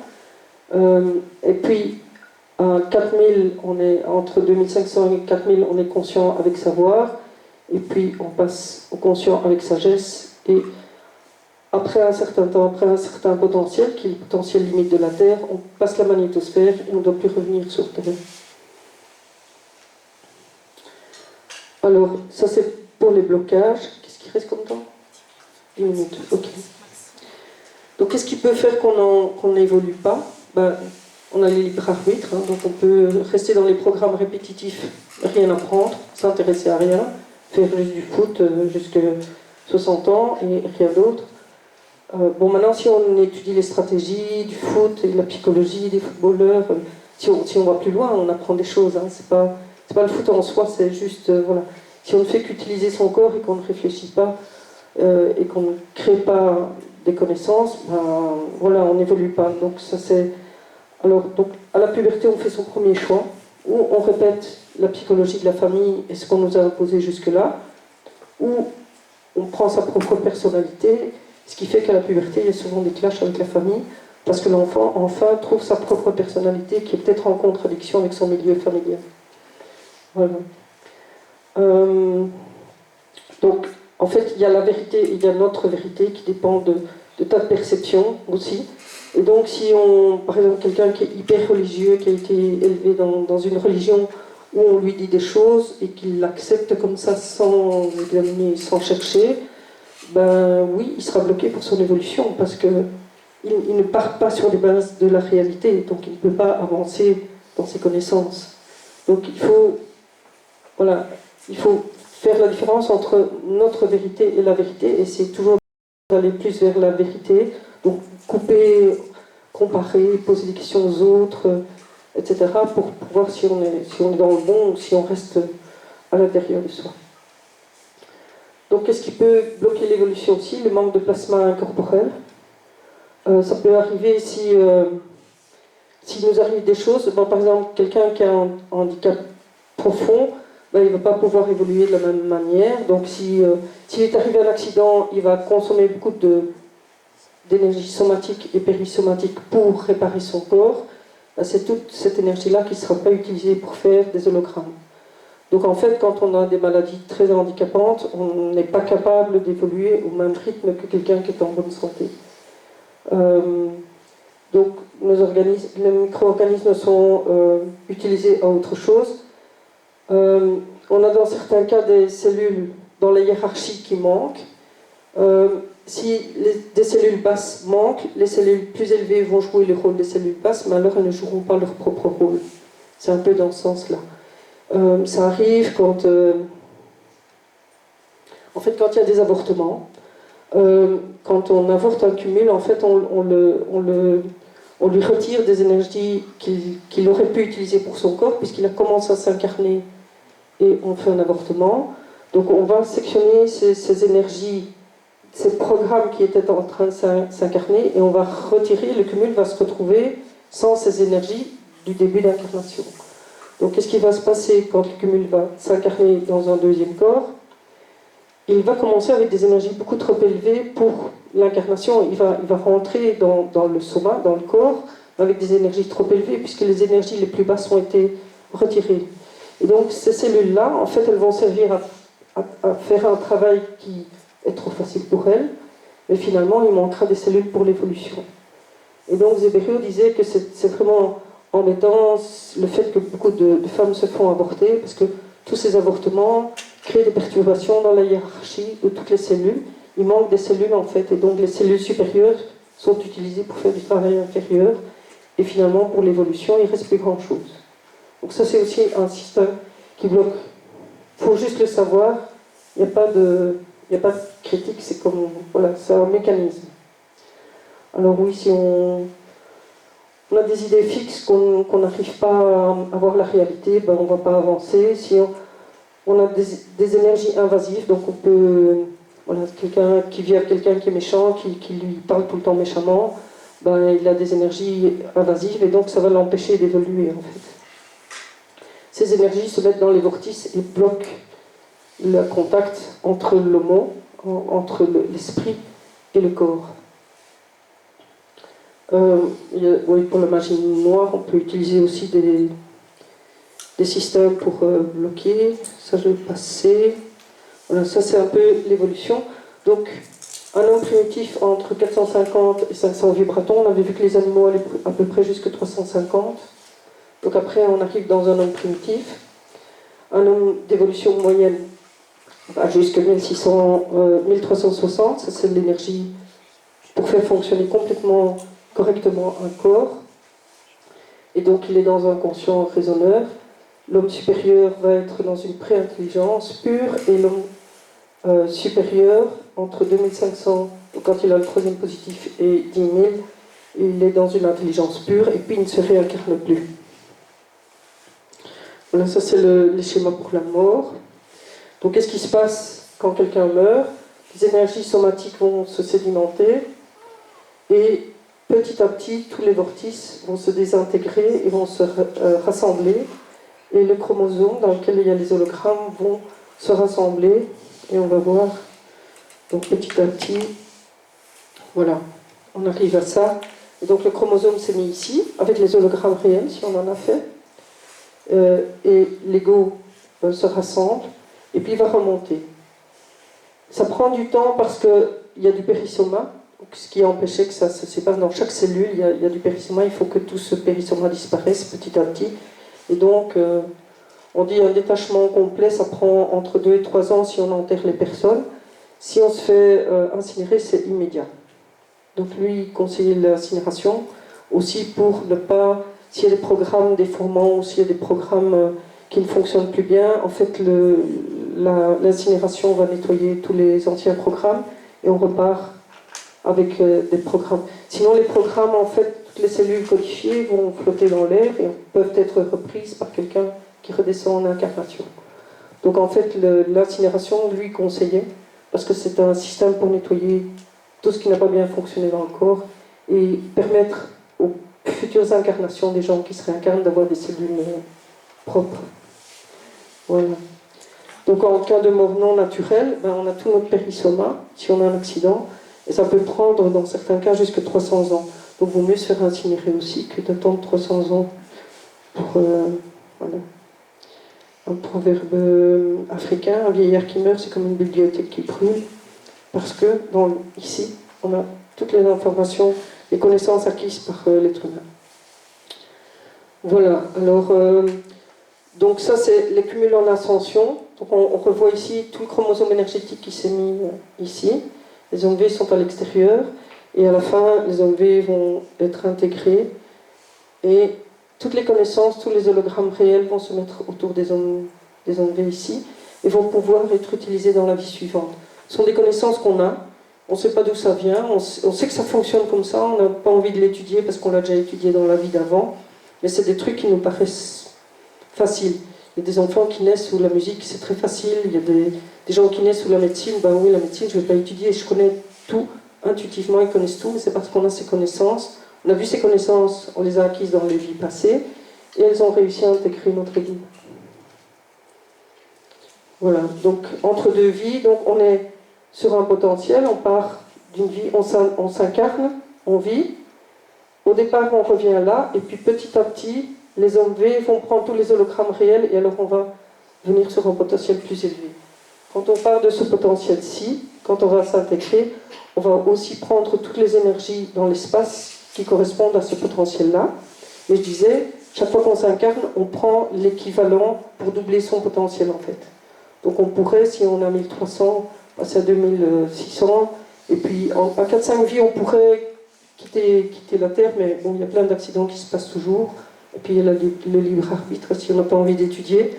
Mais donc, souvent on dit on a 10 vies, 20 vies, mais en fait, en 5-6 vies, si on travaillait à fond dans ces 5-6 vies, on pourrait acquérir les connaissances pour passer dans les universités cosmiques, mais on va recommencer à étudier. Non. Voilà. Donc ça c'est un peu un schéma. Donc on fait une vie, puis on se désincarne, on monte, on fait une vie, on se désincarne. Et donc en quelques vies, on pourrait sortir du système terrestre. Là un peu le niveau de connaissance de base. Donc ça c'est à peu près ce qu'on a. Donc si on peut acquérir 4560, mais pas en une vie, enfin ce serait difficile, parce qu'on doit étudier toutes ces matières, donc la médecine est comprise ici. Par contre, dans les valeurs supérieures, donc dans les universités cosmiques par exemple, on voit que l'humanisme c'est 3400, et tout ce qui est science, surtout électromagnétisme, c'est 11 000. Donc en fait, ceci, c'est pas nécessaire pour la Terre, puisque la Terre c'est maximum 10 000 pour l'instant, mais donc ce qu'on peut acquérir, c'est toutes ces valeurs-là. Donc on voit que les religions, c'est pas très élevé, c'est pas quelque chose qui apprend beaucoup aux gens. Par contre, les sciences, c'est plus élevé, l'humanisme, dont la médecine, c'est plus élevé. Voilà, la botanique aujourd'hui, c'est plus grand-chose. Voilà, mais il a donné toutes ces valeurs, c'est à titre indicatif. Voilà. Donc, le message, je crois que j'arrive au bout. Donc, contrairement à le message ne fais pas ce que tu ne voudrais pas qu'on te fasse, Sibério lui dit embellis ce que tu touches. Donc, bien sur Terre, bonifie. Donc ça, c'est aussi l'esprit d'Evelyne Adam qui fait l'écarté. Il faut bonifier, il faut que notre présence serve à quelque chose sur Terre. Et c'est le même message que Zéberio nous donne. C'est, tu viens sur Terre, mais embellis tes relations, aide les gens à apprendre, apprends toi-même, développe des connaissances, développe des systèmes qui vont permettre de bonifier la Terre, en fait. Et donc ça, c'est un message important. Ça a l'air de rien, mais c'est quelque chose auquel je pense souvent, parce qu'en fait, ce qu'il faut, c'est vraiment embellir. Il ne faut pas rester où on est, il faut aller plus loin, il faut améliorer les autres, il faut s'améliorer soi-même, il faut améliorer la nature, il faut améliorer les animaux. Voilà, et c'est pour ces périodes, c'est pour ça qu'on est sur la Terre. Et j'ai terminé.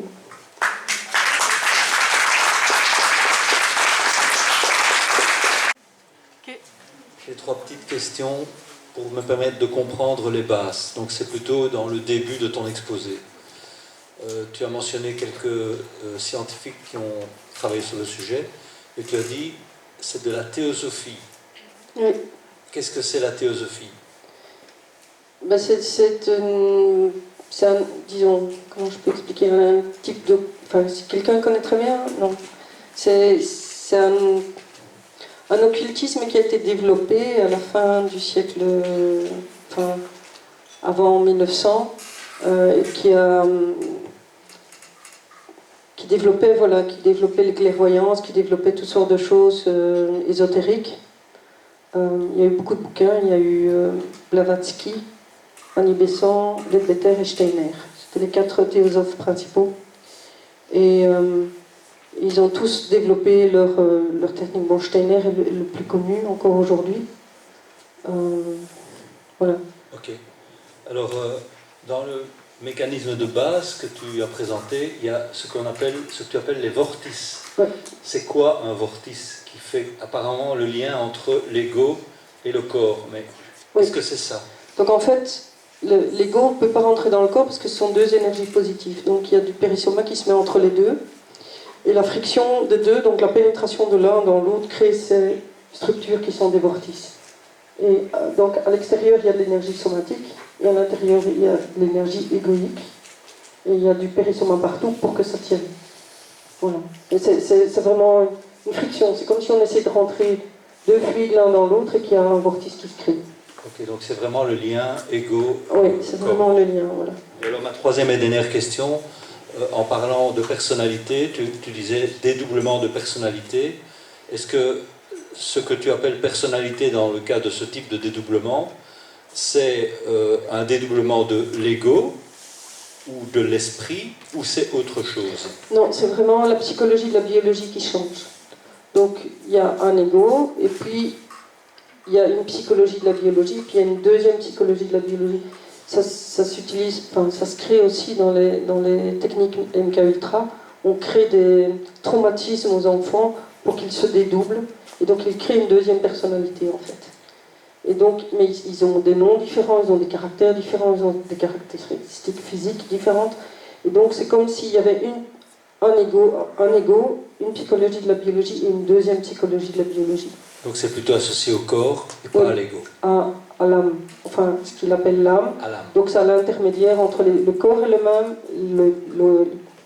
l'ego est le même, mais où il y a des circuits différents, enfin je ne sais pas exactement comment ça se fait, mais il y a une personnalité et une autre personnalité. Comme si la psychologie de la biologie se divisait en 2, il y a 2 fonctionnements différents. Donc dédoublement de l'âme. Ok, oui, c'est ça. Merci.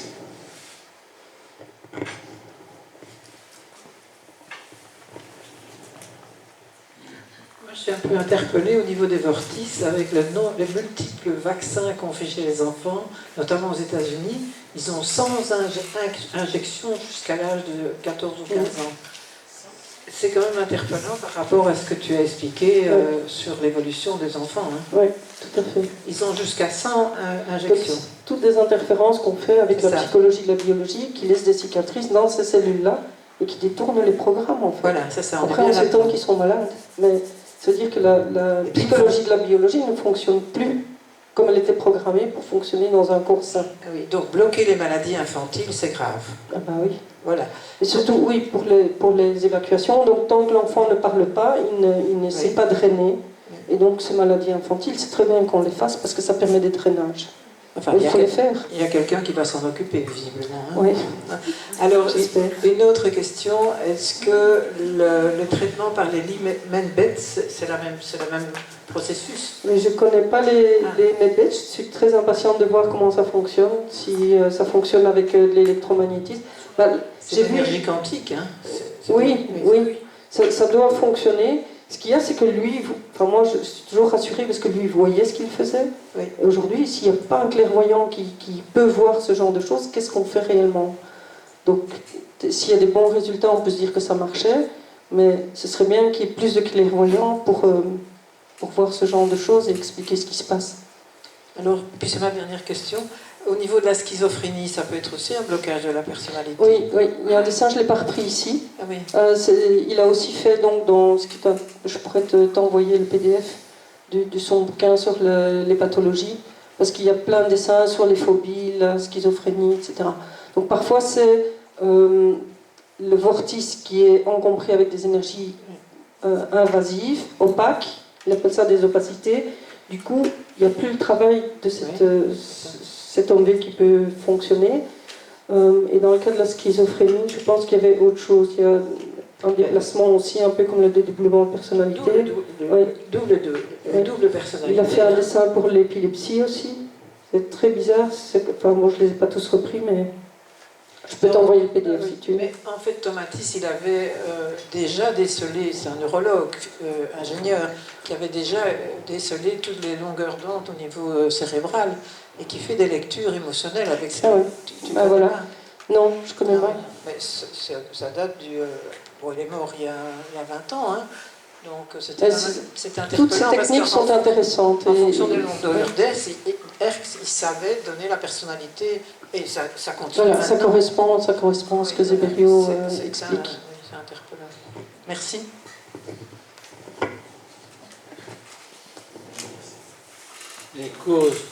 Les causes de l'autisme sont-elles plutôt reliées à l'ego qu'au soma? Je sais pas, j'ai pas eu d'informations pour ça. Ouais, j'en sais rien. Je dirais que c'est la psychologie de la biologie parce que il ne doit pas y avoir oui, c'est dû au vaccin.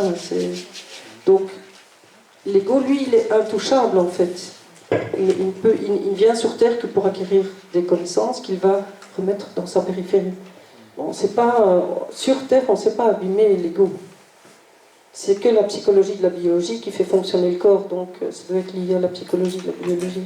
L'information Oui.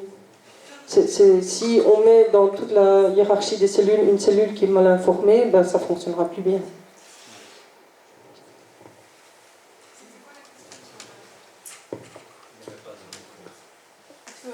C'est en rapport avec l'autisme.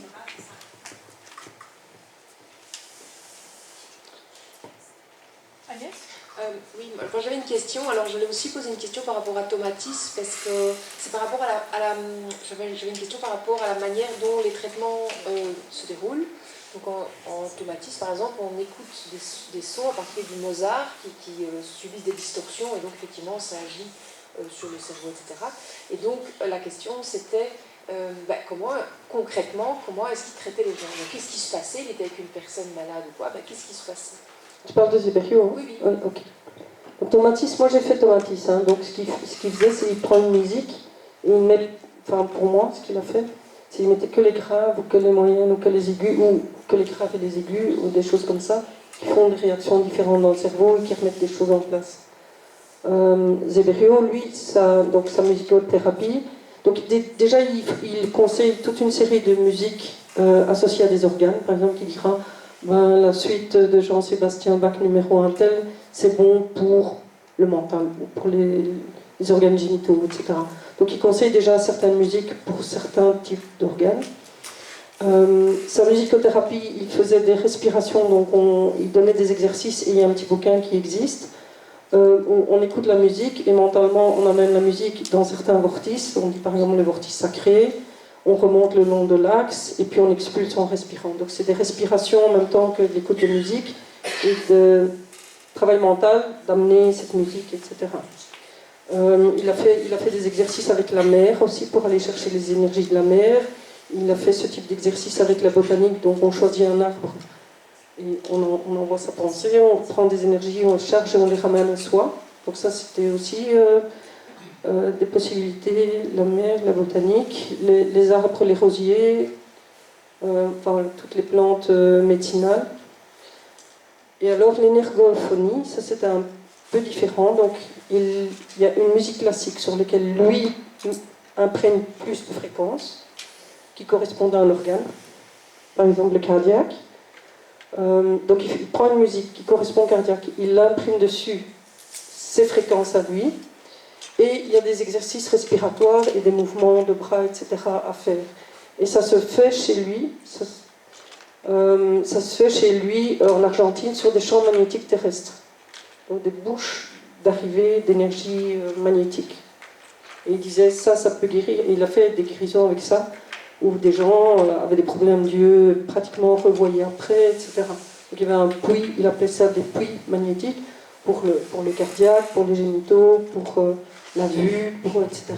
Il y a encore ce genre d'exercice, mais lui n'est plus là pour surveiller. Avant, il voyait les personnes avant, les exercices, il disait toi tu dois faire ça, ça, ça. Il regardait la personne, il voyait toutes les cellules, il disait tu vas faire tel puits pendant autant de temps, etc. Et puis, à la fin, il revoyait la personne, il a dit non, t'as pas bien travaillé là, parce que je vois bien que mais pour ça, ça va, ça a changé, mais tu continues, etc.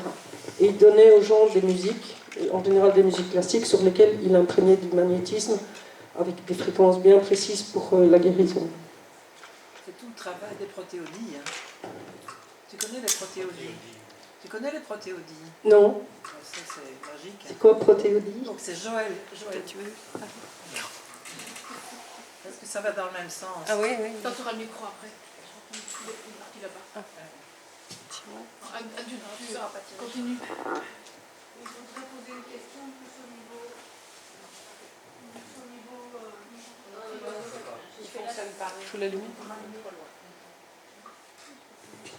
Voilà, je voudrais poser une question plus au niveau philosophique. En fait, parce que ici, donc, c'est tout le sens du fonctionnement, comment ça fonctionne au niveau énergétique. Mais quel est le sens sur Terre? Quel est le sens de... Que se passe-t-il, donc, par exemple, dans les cas d'agression, que ce soit viol, violence, et tous ces programmes de manipulation comme MPK? Quel est le sens de l'existence de ces choses qui sont des choses qui scindent? Si j'ai bien compris, ça scinde dans l'évolution d'une personne, ça casse, donc c'est diabolique si vous voulez, parce que diabolique, c'est diabolos, c'est scindé, c'est simplement ça, c'est pas l'homme avec sa petite queue. Mais c'est diabolique dans le sens que ça scinde, mais quel est le sens de ça au niveau humain et de l'évolution et de ce que nous faisons sur Terre, et de tout ce qu'on peut faire ici pour essayer justement que l'humain évolue et arrive à... Oui, voilà. La question, c'est par rapport à cette façon énergétique de voir les apprentissages et l'évolution des vibrations et la montée des vibrations. Comment est-ce que vous percevez ça au niveau philosophique de ce qu'on fout sur Terre, de ce que ça a comme sens par rapport à toutes ces forces diaboliques divisantes et toutes ces forces où nous nous efforçons de réparer, je pense par exemple à Anneke Luka qui expliquait qu'elle travaille dans les prisons et elle essaye vraiment d'être parfaitement en empathie avec des violents psychopathes qui n'ont aucune sensation de leur problème, en fait, de leur manque de sensibilité, de leur manque de possibilité de prise de connaissance. Mais donc, elle qui est passée par quelque chose de très scindant, de très traumatisant, maintenant, elle essaye de vibrer à une hauteur, je suppose, tellement forte pour recréer un mouvement chez les gens qui sont des psychopathes. Voilà, mais qu'est-ce que vous pouvez dire au niveau philosophique? Qu'est-ce que ça... Allez, parce qu'il y a des tas de gens qui essayent de réparer et d'évoluer, et puis il y en a d'autres qui scindent. Et qu'est-ce que c'est tout ça? Bon, les victimes, elles sont, pendant le temps où elles sont bloquées, ben, elles n'évoluent pas. Et donc, Anne Kulka est passée dans une phase où elle va apprendre avec tout ce qu'elle est en train de faire. Elle va apprendre comment on fonctionne avec un psychopathe, qu'est-ce que c'est un psychopathe, etc. Donc, elle a repris son évolution, elle a perdu des années. Tout le temps où elle était traumatisée, où il n'y avait rien qui allait, elle a juste perdu du temps. Elle va rattraper dans une autre vie. Pour le psychopathe lui-même, je pense que la psychopathie doit être liée à des cellules supérieures qui lui manquent ou des problèmes. Et c'est pour ça que Zéberio disait toujours l'incinération permet de se débarrasser de toutes ces cellules qui sont déformées. Je ne sais pas, la psychopathie, je n'ai pas vu dans ses travaux à quoi ça correspondait, mais ça doit correspondre à des systèmes mentaux où il y a des choses qui... Les sensations ne passent plus, les émotions ne passent plus. Donc ça veut dire qu'il y a vraiment des cellules, des circuits qui ont été coupés. Maintenant, peut-être qu'Anna Kulka va arriver à rétablir des choses par sympathie, enfin sympathie de vibration, etc.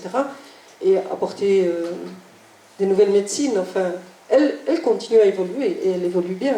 Bon, ces gens qui sont des psychopathes, ben, ils ont aussi leur système ne fonctionne pas convenablement. Et ils font du mal aux autres, malheureusement. Voilà.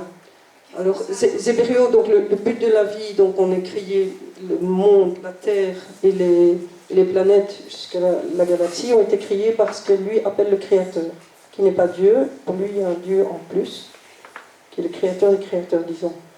Le Créateur a créé ce monde. Notre but est d'arriver au niveau de ce Créateur, donc d'arriver au niveau énergétique du centre de la galaxie, qui est dans longtemps, et de nous-mêmes créer un monde, de devenir nous-mêmes un créateur. Ça, c'est ce que Zéberio explique. Donc voilà, donc on avance, et puis si on perd du temps, ben on perd du temps, on rattrape. Mais quand on est en bonne santé, que tout va bien dans la tête, qu'on a des bonnes relations, qu'on peut vivre et qu'on ne passe pas sa vie à chercher à manger et à boire, il faut avancer, quoi. Travaillons, ne laissons pas passer le temps, ne passons pas tout notre temps à promener notre chien. C'est de la répétition, essayons d'apprendre d'autres choses. Voilà. Donc je pense que tout le monde peut évoluer, c'est toujours un choix aussi. Anne Kulka est vachement courageuse pour reprendre, et on va arrêter. Voilà. Mais voilà. Oui, j'ai une question sur les hologrammes. Donc si j'ai bien compris, ça se forme à partir des lamelles qui se recoupent, et donc ça constitue les hologrammes. Et quand la personne décède, elle part avec ses hologrammes. Le micro devant la bouche. Oui. Quand la personne décède, elle part avec ses hologrammes. Mais je voudrais savoir, donc, il y a des hologrammes qui prennent forme, qui se constituent. Oui. Donc en fait, il y a différents niveaux d'hologrammes. Il y en a qui sont expulsés. On voit une personne une fois, on ne la voit plus jamais. L'image de cette personne est expulsée par le laryngéen, on ne s'en occupe plus. Alors, les choses qu'on travaille, on voit la personne, c'est un médecin, on discute avec, etc. Ça se renforce, on commence à avoir des pré-hologrammes, des hologrammes. Il y a 3 couches dans les chromosomes énergétiques, je n'ai pas dit, mais il y a la couche la plus extérieure, qui sera perdue quand le cumul remonte. Il va larguer toutes ces connaissances-là, et qui ne sont pas des connaissances très approfondies. Il y a la couche intermédiaire, qui est la couche anthropologique, dans laquelle on met des hologrammes qu'on va garder pour la vie suivante. Donc on commence à étudier la musique, mais on n'a pas terminé, il y a encore plein de trucs à faire.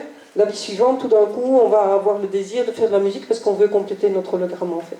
Donc ça, c'est la couche anthropologique. Elle reste autour du cumul quand il est sur son plan. Et la couche géologique avec les hologrammes réels, il s'intègre complètement autour, donc il devient un satellite de l'homme V, et il fera partie de l'ego, donc il fera partie de l'être qui a évolué. Et c'est cette partie-là qui permet à l'ego d'évoluer, en fait. Donc là, ceux qui sont à moitié faits ou avec des connaissances différentes, ils vont être utilisés dans la vie suivante, ce sera un départ pour la vie suivante, une arme pour démarrer, et les réels sont intégrés dans l'ego, et ça on en portera pour toujours. Ça fait partie de nous. Mais je me posais la question, parce que ça prend forme, là, du vivant de la personne.